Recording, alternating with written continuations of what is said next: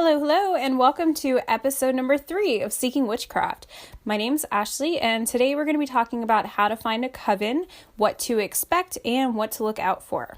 So I just want to let you guys know I am super excited about today's topic. I've been so looking forward to talking about this. I could talk about this all day. So I have a lot of information I prepared for you guys, and I'm just going to go ahead and dive right in. But before I do that, actually, there's two things I want to say. One, when I record these podcasts, I usually do it all in one go. So if I mess up here and there, just know for the life of me, I can't figure out how to edit these things. So we're just going to kind of roll with it. It is what it is. The second thing is that I'm actually going to be hosting a giveaway to the listeners. So at the end of the podcast, I'll give you some information on how you can go ahead and enter that. I'm going to play a short ad and then I'm going to go ahead and get started. So see you all in a moment. So the first question that people might ask when you talk about covens is, what does it mean to be in a coven? All right. Well, being part of a coven means that you're able to practice group rituals and spell works with others. You're also able to celebrate the Sabbaths and full moons in a group setting. You generally will also learn new information in coven settings, maybe have some homework and learn more about a tradition and all. Being part of a coven, though, the biggest takeaway I want you to know is that it's being part of a spiritual family. So there's a couple pros and cons to being in a coven. I'm biased, and I obviously think that the idea of group ritual is awesome. So just for my own sanity, I'm going to go ahead and start with the cons of being in a coven. So as I mentioned, being a coven member means that you're joining a spiritual family. You're committing to a group. So one of the cons is that if you are not able to regularly commit to being part of the coven, then your absence can mess with the group dynamic and the energy flow of the rituals, which could in turn not be seen as favorable by the other members within the coven. So you have to go into a coven knowing that it is a commitment and that it should essentially be a priority in your life. So you need to make sure that you're able to make that time in your schedule.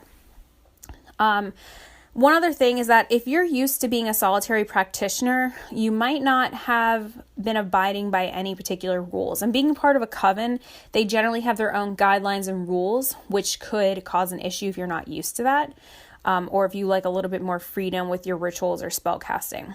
But I don't want this to scare anybody off, because there's a good chance that your coven may be open to hearing about what suggestions that you have or what you bring to the table, and they may be open to doing what you suggest for everybody to do. So, it's a con. You may not be used to doing something in a certain way, but don't let that scare you off, because you actually may really like the other way, or your group may actually be totally down to do with whatever you want to do.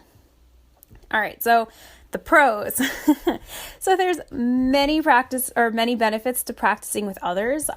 One of the biggest ones is that you have a much higher level of energy to work with.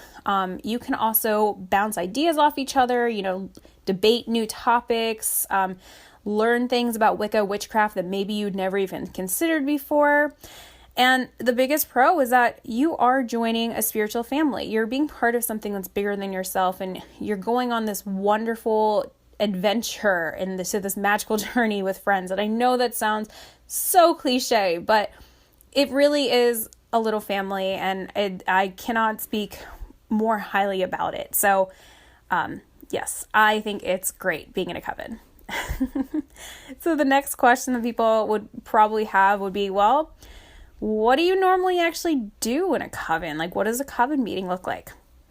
So, as you guys know, I am a seeker in a Gardnerian coven. I'm not an initiate yet, so I can only speak on behalf of what my experience is.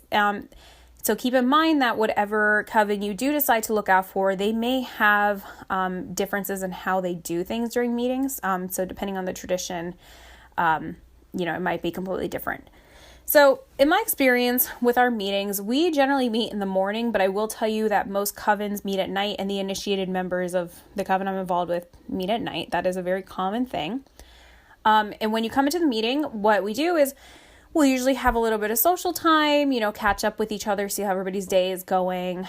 And then we'll kind of get down to business. So that could involve having a topic that we debate that morning, or You may get a handout on some sort of educational topic or the ritual that you're doing for that day. So, for example, you may get a handout on working with energy or the moon cycles. And then you may get another handout on the ritual that you're going to be doing that day. If you have like a coven specific ritual, for example, for Yule. So say your coven celebrating Yule and say there's different parts in or within the ritual. So you may go over what's going to happen so everybody knows their place within the circle and what they need to do. Generally, there's a lot of group discussion. It can really consist about anything, including going over the last assignment that you may have been, given the last meeting, asking spiritual questions, etc. So then, in my experience, after we have our kind of educational aspect of it, before we go down for ritual, we'll usually have like a little bit of social time. Some people in the coven smoke, so they may take a smoke break, and the rest of us may go outside and, just chat. Then we'll come back inside. We'll get ready for ritual. We'll have ritual. And then after that's all done, we'll, come back upstairs, say our goodbyes, get ready to go, and maybe have a little bit more social time and then head home. A lot of covens, especially if they meet at night, may do some additional things. So they may make dinner beforehand. A lot of times, a lot of covens will have like a little potluck afterwards. For us, because we meet so early in the morning, we'll usually try to see if people can go out for lunch or maybe hit up a local witchy store or something. So it is, half work, half, you're doing the ritual. There's an educational aspect, but there is a lot of social time, which is really important in a coven setting because you need to make sure that you mesh well with the people that you're with. All right. So you may be saying, well, okay, I'm interested. So how the hell do I find a coven? All right, so I have a whole little checklist or little list that I would recommend for people to do. I'm actually going to start with the bottom just to kind of get these out of the way, and then my most highly recommended suggestions I'll say last. So we're going to go a little backwards here. Starting from the bottom, I would say check out some witchy stores, metaphysical stores near you. A lot of times they may have community boards with information for local groups. Sometimes the people who work there or even the people who are shopping there may have an inkling of what to do. You can also, if you can't really find anything on there, I could be totally wrong. I think if you go on Etsy, if you don't have a witchy store next to you, you can go on Etsy and look up some witchy stores and try to see if there's any in your area. I don't know how you would even narrow that down, but if you happen to find a witchy Etsy shop, you may be able to ask the owner if they're in your area, like, hey, like, anything in this area? And you may be able to get some help there. The next thing I will say is if you have any like witchy type events or festivals going on around you, that could also be a great place to go check out. Like a lot of times, a lot of vendors may know information. Now, you don't want to rule out only going to a witchy type festival. You also want to maybe go to like a fairy festival or some sort of dragon festival or whatever you may have. We have a lot of those around where I live. Because, what do you know? You may go to the fairy festival and there's a vendor selling a bunch of triple moon paintings who may have a little bit of information for you. So don't rule out going to a festival, even if it's not quote unquote like a pagan or witchy type festival. All right. The next most obvious thing I would recommend is just doing a Google search. So type in type of coven in your state. So, for example, if you listen to the last video, say, Dianic covens really caught your interest. So you can go on Google and type in, again, for example, like Dianic coven, Indiana, or Indiana witchcraft coven, something along those lines, and see if you can pull anything up from there. All right. So if you've done all that, these are my top suggestions. Starting with the very first thing that I think you should always do before you do anything else that I mentioned is go on witchvox.com. It's a website and it's spelled WITCHVOX, Witchvox. That website is like the Facebook or Craigslist for covens in your area. Every single state is listed on Witchvox, and it's a great resource to use to find something. one thing I will say about Witchvox is that if you go on that website and you notice it looks a little outdated, it kind of looks like they made the website in the 90s and haven't really changed it, don't let that discount you, or don't let that discount looking at these covens online, because Witchvox is still very highly used. It's a really populated website, and I believe almost every state has some sort of coven on there. Now, one thing I will say about this is that if your state doesn't have anything listed, I would check out neighboring states if you have the means to be able to travel, because a lot of times people who are in these covens may not actually live in the area. So, if you are maybe 2-3 hours away from, let's say, Michigan or something, and say your state doesn't have anything, but Michigan has a coven that looks interesting to you, I wouldn't rule out messaging that coven, because 2 reasons. 1, they may be accepting students and they may totally be down for you to join. 2, there might actually be somebody in that coven who lives around your area and makes that trek. And if you don't necessarily believe that that's the case, I'll give you a perfect example. There are 2 people in the group that I'm with that are pretty high up there in the group that I'm involved with, and they live almost 2.5 to 3 hours away from where our meetings are. And for the last couple years, they have made that trip twice a month up to where the meetings are and then back home. And, they weren't exactly super happy to make that trip every single time, but over time, it kind of became part of the journey into getting into witchcraft. Making that 3-hour drive every time kind of became like a routine and something they knew at the end of that drive, they were going to be doing some really cool shit, for lack of a better phrase. So don't let it scare you if you have the means for transportation. Again, somebody in the coven may actually live near you and you guys may be able to carpool. Cool. So the second thing I would recommend, if you can't find anything on Witchvox, is going on Facebook. So you could do a couple different things on Facebook. You can look up witchy festivals and, of course, witchy stores. But there are also beginner witchcraft groups, which could be good to look into. Sometimes you can post in there and say, hey, is there anybody living around this area? I'm trying to find some local like-minded people. And you may be able to find some people there and find some information about covens. If you listen to my last video, if you listen to the last video and say Gardnerian or Alexandrian Wicca was something that was very interesting for you, I will tell you that those 2 traditions have official Facebook groups. So what I mean by that is that they are the groups that the admins that are heading those groups are established members within the community. So the Gardnerian Facebook group, if you go on Facebook, it's something along the lines like the group name of Gardnerian Initiates and Seekers, and I believe the Alexandrian group says the same title. The Gardnerian group has about 3,000 members, and the Alexandrian group has about 1,000 members. So if you're online looking at these groups, make sure you join the proper ones. These groups are, again, the official groups for Gardnerian and Alexandrian.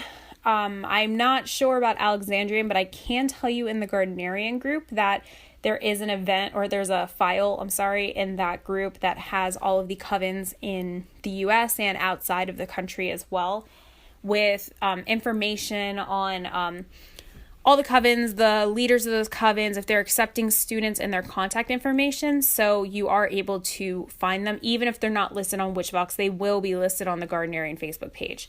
And I believe that's the same with the Alexandrian Facebook page. So just something to keep in mind. Well, now let's say you found a coven, you think they're pretty interesting, and you want to know a little bit more about them. So what do you do now? Well, the first thing is that you should do an initial search of the coven and see what you can find out about them before actually sending them a message. So some of the things you might want to look out for, and Witchvox is really good usually at providing this information, but sometimes people are a little bit more secretive of what they put on there. But some of the things to look out for are trying to see how long they've been established, see if they list how many members that they have.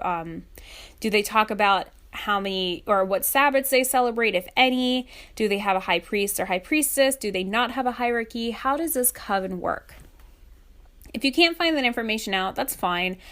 The next thing I would probably suggest for you to do would then be to just send them an email or a message.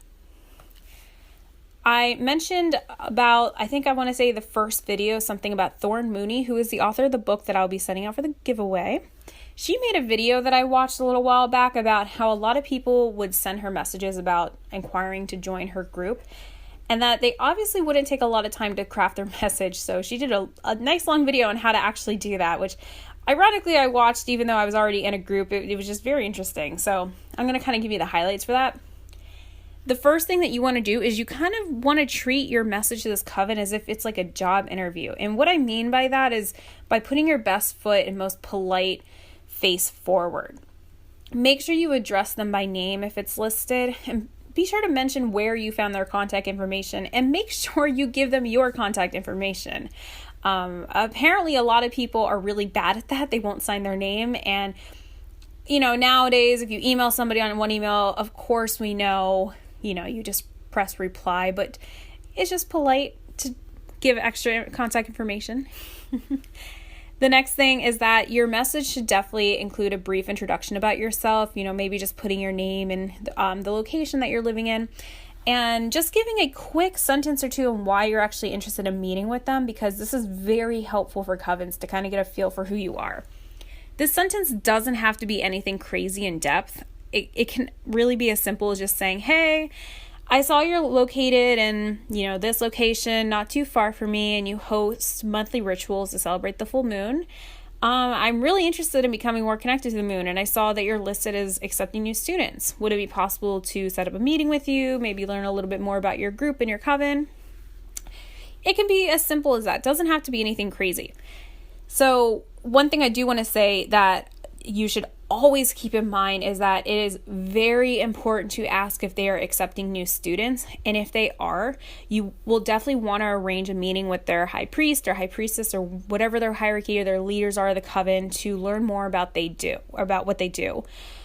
Some covens may not update their information and they may not be accepting new students. Some covens may have a waiting list, or some covens may currently have just started a training group and you can join in real quick. So it is so important to ask if they're accepting new students, because that is going to pretty much make you or make or break being able to join the group. So if you're able to set up a meeting with them, I want to give a little bit of a heads up about this. Obviously, make sure that you're doing this in a public place. I would not recommend going to their house for the first time, but I want you to keep in mind this. And this is something I didn't consider when I first met with my group. So I was comfortable talking about Wicca and witchcraft, but I was comfortable doing that online. And I very quickly realized that I wasn't super comfortable talking about witchcraft in person, out loud, in public, where people can hear me and hear me have an extensive conversation about it. Nowadays, I don't give a crap who hears me. I'll talk about witchcraft all day, every day. But I didn't realize that it was a thing. So when you meet with these coven leaders, chances are they're very comfortable talking about witchcraft and Wicca, especially in a public setting. It probably doesn't even doesn't even faze them. So if you think about it and you think to yourself, I might not be as comfortable doing that, make sure that you are meeting in a public place where there is some level of background noise that can kind of drown out your conversation, so that if you are having this conversation about witchcraft for an hour, you don't feel as self-conscious doing it, because the person you're with may not feel self-conscious. So just some really important thing to keep in mind. The last thing I'll say about messages is that it is so important to be patient with your emails. If you don't hear back within about 2 to 3 weeks, then you could potentially send a second message, but you need to keep in mind that a lot of covens have coven-specific emails that may only get checked about once a month. That being said, if you send a second email and you still don't hear anything, it could be two things. One, the coven just may be inactive, or two, they may not be accepting new students, which hopefully if that's the case, they will let you know, or, maybe they're locked out of their email address and, maybe they will respond to you in the future. But I just want you to be a little realistic with their responses. A lot of times you will not get an immediate response to your emails, and you need to be prepared to know that, because if you're like me, you are ready for instant questions or instant responses. And it kind of sucks if you're so excited about something and then you don't hear back for almost a month later. So just prepare yourself that may be the case. You may have to wait a long time to hear back from them. All right, so we have about 10 minutes left. So I came up with a list of questions that I felt that people would probably ask, as well as a couple different things that I do want to mention about Covens and being involved in them and what they entail. So I'm going to jump right in. The first thing is that if you're not sure if you're ready to commit to a coven, especially like if you're a little bit more introverted, for example, and you're not totally sure if you want to do the whole group thing, there's absolutely no harm in just meeting up with the leaders of it just to discuss what they do and just to see how you mesh. Don't try to fit a square peg into a round hole, but, sometimes it's a little scary, and you have to realize that the people you're meeting with were new at one point too, and there's a good chance that the leaders in your coven may have also been a little scared their very first meeting. The other thing is that it's totally fine to meet with multiple covens before making your decision on who, if any, that you want to join. Don't feel like you have to be tied down to one tradition just because you met with the leaders. You are more than able to tell them, hey, look, I'm meeting with a couple groups just to see how I feel and how I mesh. I will get back to you with whatever. It's totally fine. Don't worry about that. One other thing I wanted to mention is that if you are a little scared about messaging a coven, but like you really want to do it, but like the idea of actually meeting in person, just know that sometimes you have to get out of your comfort zone to really grow. That being said, don't, if it's really going to be a big thing, don't force yourself into something you are completely not comfortable with. But sometimes it's good to get out of your comfort zone, and doing this, making a step in your spiritual journey, could be a great milestone for you. Okay. So when you meet with your coven, you may be wondering what you're even going to talk about. Maybe there'll be a long, awkward silence for a minute. Like, what do you guys do? So there's a pretty high chance that before you meet with them, that they'll actually send you a questionnaire through email, asking you to fill out so they can get to know you. And they'll probably bring it up when you guys meet in person. But the thing is, you don't want your meeting to just be a one-sided conversation where they're just asking you a bunch of questions. You absolutely want to ask them a bunch of questions too. So if you're not sure what to ask, I would write this down. You want to know, how often do they meet? What do they celebrate? How many coven members are there? How many are in the training group? Do they even have a training group? How long is their training? What's the male to female ratio? Do they have any tradition-specific things you need to know about? How long do they do the training? Do they use degree systems? What's the workload for this group? How long have they been established? What do they celebrate? How's the hierarchy? There's a lot of things you can ask them, and it's totally fine to bring out a sheet of paper and say, listen, I have a lot of things I want to get through, and I want to make sure I don't forget anything, and take some notes. There's no problem doing that. Okay, so how long should you wait after joining a training group to decide if it's right for you? Well, if right off the bat you're totally against this group, like you just do not mesh, then, leave. You don't have to stay in any place where you're not comfortable. But I want to let you know that when you are in a coven setting and you are doing a ritual for the first time, especially if you're in a specific tradition and you've been solitary for a long time, it will probably feel really weird. Probably feel very odd to newcomers. And it may take you a little bit of time to actually get used to doing the ritual. You kind of got to ride the wave with it. Give yourself some time to get used to it. That being said, covens may gently push your boundaries, but they're usually doing that to try to make you grow. But this should not be anything that causes huge major red flags. There's a huge difference between being asked to salute your high priest or high priestess on the cheek versus to have ritual nudity on your first meeting, which is something that should not happen, by the way. So I mentioned saluting. If you're wondering what that is, so saluting is giving a kiss, usually on the lips, to the high priest or high priestess. Not every tradition does this, but if it is a thing within witchcraft communities. So I just want to let you know, if you're just like, whoa, I'm not cool with that, not for me, don't worry, because when you first start out, it's totally fine to just, give a little peck on the cheek. You don't have to, it's not a full makeout session. It's nothing like that. Also, there should not be any ritual nudity, especially if you're not initiating the coven, especially if you just met these people.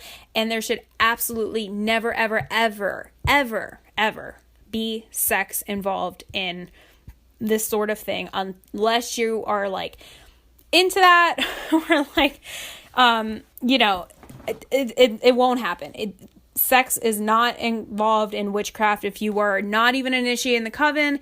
Even if you are initiating the coven, I will say most traditions, I know Gardnerian for a fact, does not involve having sex within the community, does not involve having sex at initiation. No sex does not happen.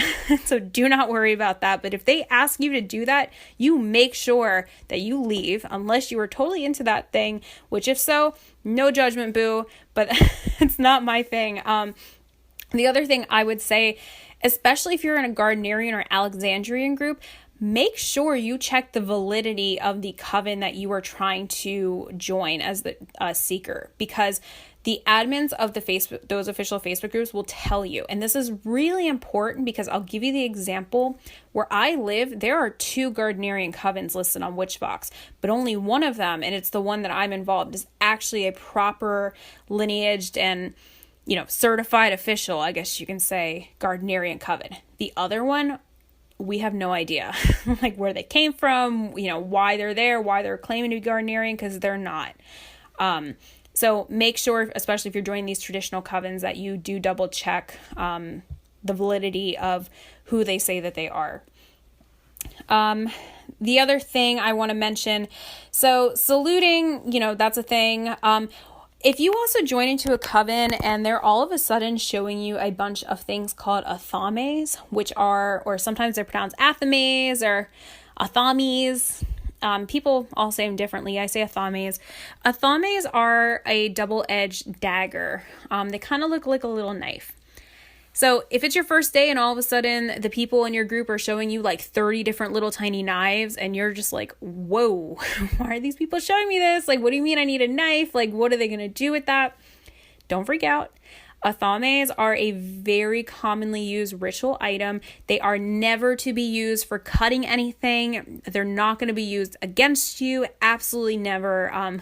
And I know it could be a little intimidating at first to see a bunch of knives, especially if they say, oh, by the way, you need to go buy one. Just know that is a thing. Not every tradition uses it, so you may never even encounter an athame, but, if that is like something that you're not prepared for, it might be a good thing to know that athames are involved in witchcraft. Again, they're not used to cut anything, except, they are used to direct energy.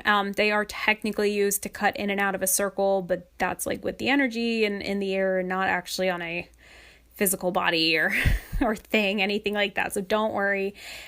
We could talk about athames on a different episode about some of the ritual tools and what they're used for. So knives and athames and saluting, should you run? No, don't run. Give it a minute. Get used to the idea of using them, understand what they are, and, just get used to being part of a group ritual. It may feel totally weird. Give it a little bit of time, get to know the people that you're with, and then make your judgment from there before you decide if you want to stay or if you want to leave.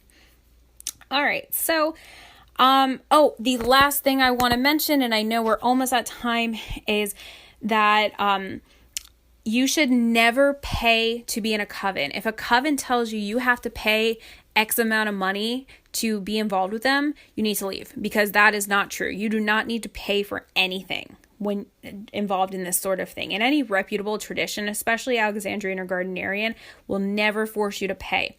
That being said, they may ask you to help contribute to the rituals. So those are just low-cost items that are just used for everybody, such as, bringing a stack or some candles or incense or the bottle of wine they're going to use at ritual, or some charcoal discs, anything like that. That's totally normal. It's totally fine. And let's be real here. When you're having rituals a couple times a month with a bunch of people, that adds up. Those materials cost some money. So it's totally fine to ask if they ask you to bring that. it's also fine if the group says, hey, listen, we're trying to get a really nice bottle of wine tonight for, the full moon. Would you mind chipping in like $2-3 and we can get something really good? Things like that are totally fine. But if they're saying you need to pay them hundreds of dollars or even $20 or anything, or you need to donate part of your paycheck, you need to run. You should never pay for witchcraft ever. And reputable covens will not charge you to do this. All right, so that is everything I want to cover. We're right at 30 minutes. So the last part is I'm just going to talk about giveaway information. So again, giveaway, it's going to be a copy of Traditional Wicca, A Seeker's Guide by Thorn Mooney. I'll also throw in some cool little extras in there. That will be a surprise. Again, all you have to do is just follow me on Twitter and send me a tweet saying something you want me to cover, something you really liked, or something you learned. Anything like that would be totally great. Make sure you follow me on Twitter, and if you do all those things, you'll be entered into my giveaway. And I will be giving out the winner's name on June 2nd through podcast. Or you know what, if you don't want me to say your name too, that's totally fine for privacy issues. That's not a problem whatsoever. But yeah, so thank you guys so much for listening. I really enjoyed talking with you all today. Sorry, it's a little over 30 minutes. But I will see you guys next Sunday with podcast episode number 4. And if you want to know what we're going to be talking about, go ahead and check my Twitter. I'm going to be having the podcast type listed for next week. So hope you guys all have a wonderful rest of your day or evening. And I will see you guys next Sunday. Bye. Oh, and of course, for those who want to enter in the giveaway, might be helpful if you have my Twitter handle. So you can find me on Twitter at Seek Witchcraft. So it's spelled SEEK Witchcraft, all one word. So at Seek Witchcraft, go ahead and tweet me one thing that you really liked or would like to learn or want me to cover in another video. And I will go ahead and enter you into my giveaway. And yeah, so good luck, everybody. I will go ahead and announce the winners in about 2 weeks, or I can just message you privately if you want to stay anonymous. That's totally fine too. And yeah, so good luck, and I will see you guys next Sunday. Bye.